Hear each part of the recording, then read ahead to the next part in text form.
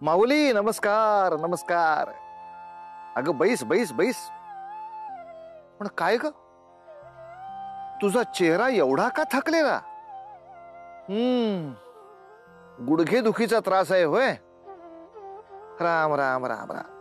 अगं या वयामध्ये गुडघे दुखी म्हणजे ह्याचा त्रास काही विचारू नकोस. पण असं असलं तरी तुझ्या चेहऱ्यावर मात्र त्या वेदना दिसत नाहीत. एक समाधान आहे. हे समाधान आपल्याला एक वेगळाच आनंद देतं माऊली. प्रयत्ने वाळूचे कण रगडिता तेलही गळे, ही म्हण आपल्यामध्ये प्रचलितच आहे. कितीही अशक्य प्राय वाटणारी गोष्ट असो, आपण जर निश्चित प्रयत्न करत गेलो ना तर एक ना एक दिवस यश आपल्या पदरी पडतच. बरेच लोक चुकीच्या रस्त्याने प्रयत्न करतात किंवा आपले प्रयत्न मध्येच सोडून देतात, म्हणून त्यांना यश प्राप्त होत नाही. आणि स्वतःच्या दोषांमुळे अयशस्वी झालेली माणसं नेहमी आपल्या नशिबालाच दोष देत बसतात. परंतु आपल्या कष्टावर आणि कर्मावर विश्वास असणारी माणसं ही कधीही नशिबाला दोष देत नाहीत. उलट स्वबळावर नियती आपल्या बाजूने फिरवायची शक्ती ते बाळगून असतात. आणि हीच गोष्ट त्या भगीरथाच्या ठाई आपल्याला सतत दिसून येते. बघूया कथेमध्ये पुढे काय होईल ते. ओम नमः शिवाय. ओम नमः शिवाय. नंदी, प्रणाम प्रभो. माझ्या साधनेमध्ये हे कोण व्यत्यय आणत आहे? या कैलासाच्या परिसरात कोण माझी आराधना करत आहे? क्षमा असावी स्वामी, पण आपण ध्यानस्थ असताना एक भगीरथ नामक एक भक्त आपल्या भेटीसाठी येऊन गेला. परंतु आपण दिलेल्या आज्ञेनुसार आपल्या ध्यान साधनेत भंग होऊ नये म्हणून मी त्यांना परत पाठवले. तर आता त्यांनी कैलासावरती तुमची आराधना सुरू केली आहे.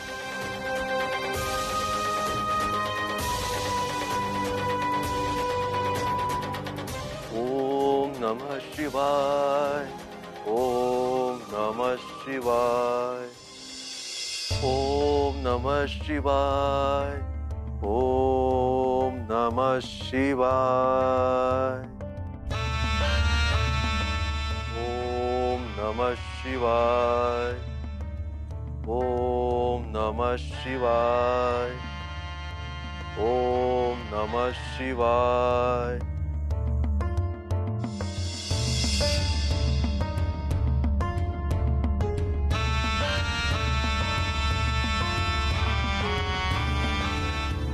ओम नमः शिवाय.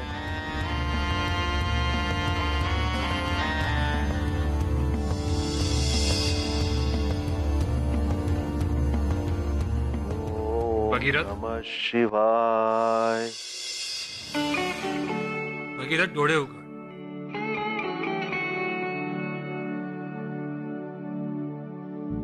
तुझ्या आराधनेमधील अर्थता बघून मी स्वयं प्रकटलो आहे.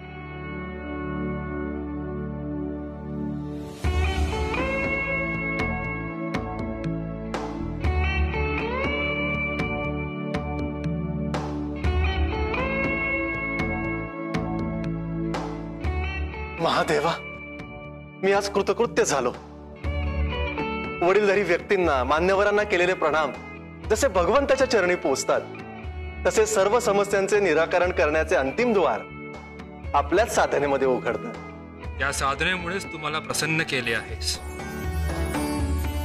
बोल, काय समस्या आहे तुझी? प्रभू, आपल्याला तर सर्व काही ज्ञात आहे. या पामराची अवस्था आपण जाणता. आपण मला सहाय्य करावे. देवी गंगा यांना भूलोकी अवतरण्याची आपण आज्ञा करावी अशी मी आपणास विनंती करतो. त्रैलोक्यामध्ये केवळ आपणच आहात जे मला सहाय्य करू शकता. अन्य कोणाकडेही ते सामर्थ्य नाही जे गंगा नदीस भूलोकी आणू शकेल. आणि प्रभू, आपली महती आहे की आपण आपल्या भक्ताला रिकाम्या हाती कधीही पाठवत नाही.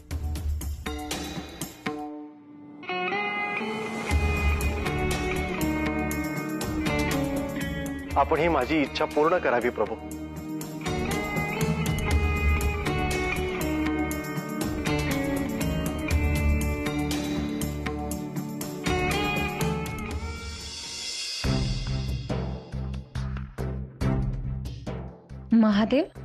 महादेव त्यांच्या आसनावर नाहीत. कुठे गेले असतील? काही वेळापूर्वीच तर ते त्यांच्या ध्यानधारणेमध्ये मग्न होते. मग असे अचानक. नंदी, नंदी, प्रणाम माते. नंदी, स्वामी या ठिकाणी साधना करत होते, परंतु आता ते या ठिकाणी नाहीयेत. कुठे गेले आहेत स्वामी?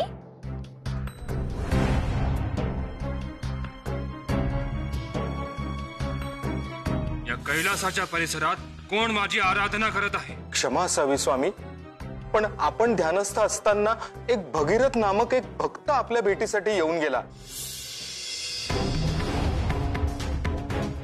आता पार्वती मातेस मी काय सांगू, काय उत्तर देऊ त्यांना?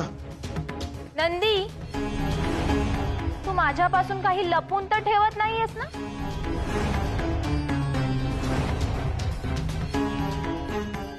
क्षमा असावी माते, पण ते त्यांच्या भगीरथ नामक एका भक्तास भेटावयास गेले आहेत. भगीरथ? होय माते, म्हणजे या कैलासाच्या परिसरातच तो श्री महादेव यांची आराधना करत आहे.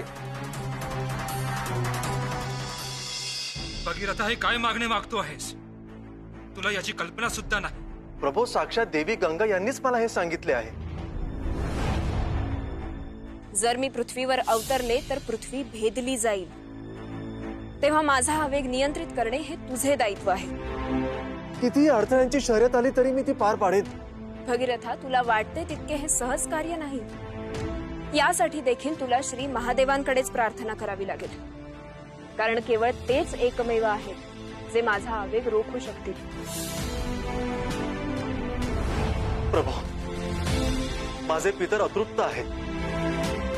त्यांना मुक्ती मिळण्याचे पुण्य मला लाभावे हीच माझी इच्छा आहे. त्यासाठी गंगा नदीचे इथे येणे आवश्यक आहे, आणि हे केवळ आपणच करू शकता प्रभू. आता आपणच माझे तारणहार आहात. मला सहाय्य करा प्रभू.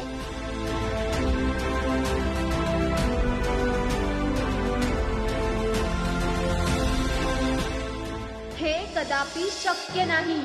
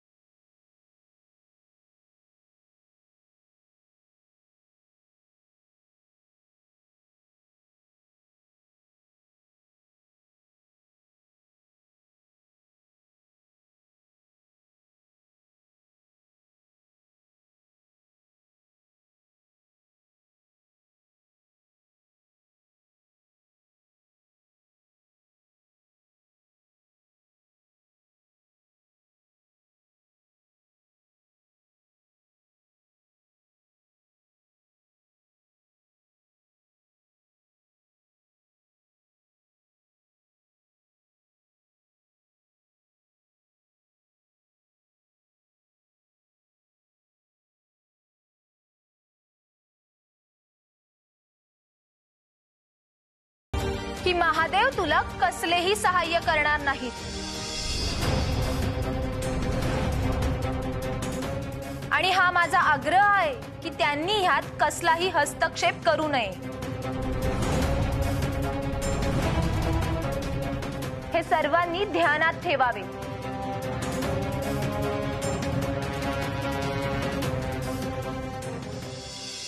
किती मजेशीर भाग आहे हा माऊली.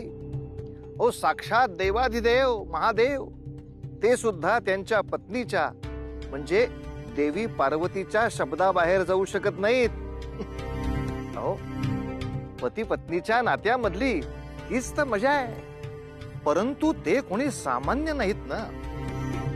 त्यांना हित बघायचंय ते सगळ्या सृष्टीचं, आणि यासाठी गंगा इथं अवतरण आवश्यक आहे हे त्यांना समजतंय. मग यासाठी ते पार्वतीची समजूत काढतील का? भगीरथाची प्रार्थना सफल होईल का? गंगा त्याचं म्हणणं मान्य करेल का? देवींचं बोलणं ऐकून जर महादेव गंगेला भूलोकी आणायला तयारच झाले नाहीत तर त्या पितरांचं काय होणार? त्यांना मोक्ष मिळणारच नाही का ग?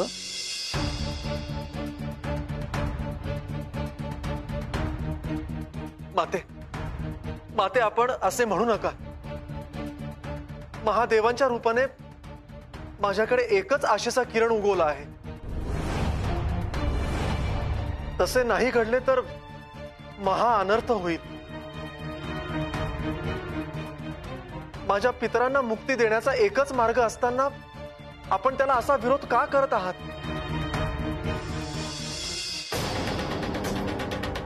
पार्वती, तुम्हाला असं नाही वाटत की तुमचे हे विचार अनुचित आहेत? भगीरथ त्याचे इप्सित साध्य व्हावे म्हणून किती कठोर परिश्रम घेत आहे हे तुम्ही का बघत नाही? तसे असताना देखील इतका विरोध का? म्हणजे स्वामी, थोडक्यात तुम्ही मला त्या गंगेच्या सर्व अटी मान्य कराव्या असे सुतोवाच करत आहात. आपल्याला माझा हा नकार, हा विरोध उथळ भासतो आहे. ह्या विचारानेच मला दुःख होते आहे.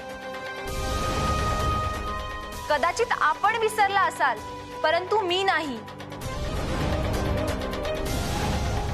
माझा हा नकार कशा करिता आहे हे सिद्ध करण्याची आवश्यकता मला भासत नाही.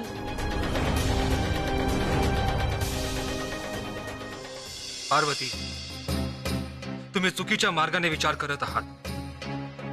तुमचा हेतू आम्हाला ज्ञात आहे. आम्ही त्याचा आदर देखील करतो. परंतु पार्वती, तुम्हाला हे देखील ज्ञात असायला हवं की गंगा या भूलोकी परत येणे ही या काळाची आवश्यकता आहे. तिच्या अशा परतण्याला एक हेतू आहे.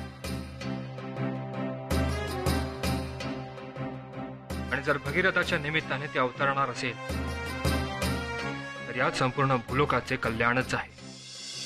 म्हणजे स्वामी, तुम्हाला तुमच्या अर्धांगिनीपेक्षा त्या गंगेचे पुनरागमन हेच महत्वाचे वाटते? देवी, शक्ती विना शिवाचे मूल्य काहीच नाही. आम्हाला तुमच्या विचाराविरुद्ध काही करायचं नाही.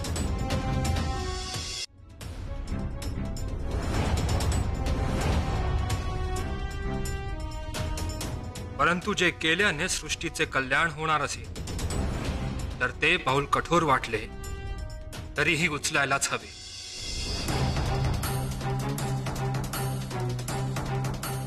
आणि सृष्टीच्या समतोलाचा कर्ता करविता म्हणून हे करणे देखील माझे कर्तव्यच आहे. आणि तिचा आवेग रोखणे हे आमच्याशिवाय इतर कोणालाही शक्य नाही. देवी,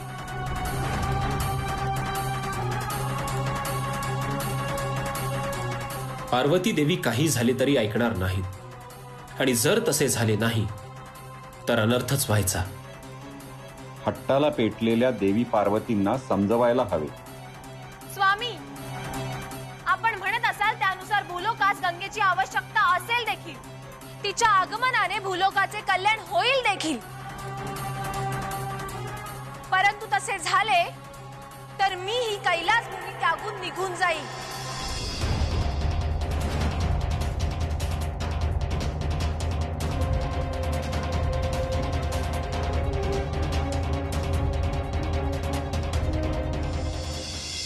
देवी गंगा, पाहिलेत आपण, अखेर देवी पार्वती यांनी आपले प्रखर मत श्री महादेवांच्या समोर मांडलेच. आपले पुनरागमन त्यांना कदापिही सहन होणार नाही. त्या आपणास भूलोकी येऊ देणार नाहीत.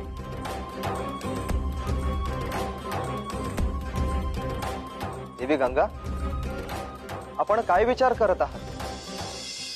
भगीरथाच्या अथक प्रयत्नांमुळे माझ्या मनात आशा उत्पन्न झाली होती. कदाचित मी पृथ्वीवर जाऊ शकेन, किती आनंदित होते मी. पण आता ती आशा देखील मला धुसर होताना दिसते आहे.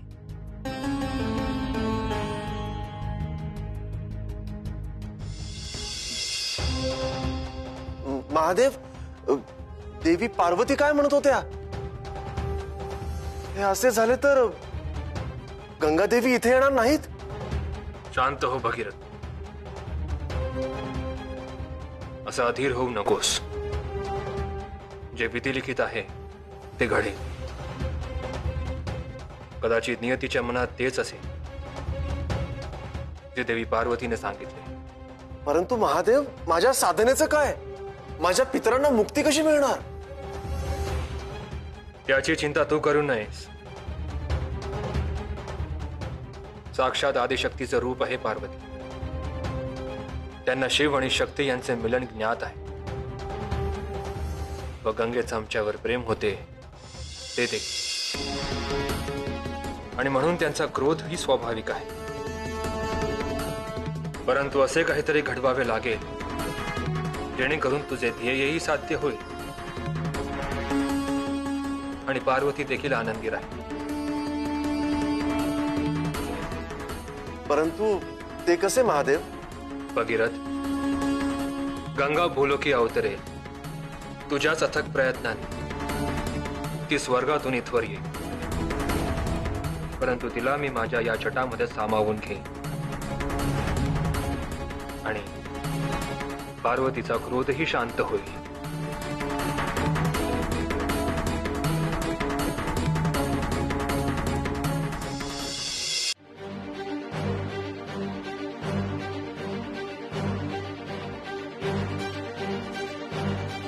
माते, माते थांबावे. माते, आपण जाऊ नये. माझी वाट सोड नंदी. मला आता थांबवण्यात काही अर्थ नाही. असे म्हणू नका. आपल्या या भक्ताचा विचार करावा. तुझ्या स्वामींनी केला माझा विचार? मी त्यांना स्पष्टपणे सांगून देखील त्यांनी तेच केलं ज्यास माझा विरोध होता. आता कुणी कितीही प्रयत्न केला तरी मी थांबणार नाही. मी कैलासात थांबणार नाही. मी कैलासात थांबणार नाही. मी कैलासात थांबणार नाही. मी कैलासात थांबणार नाही.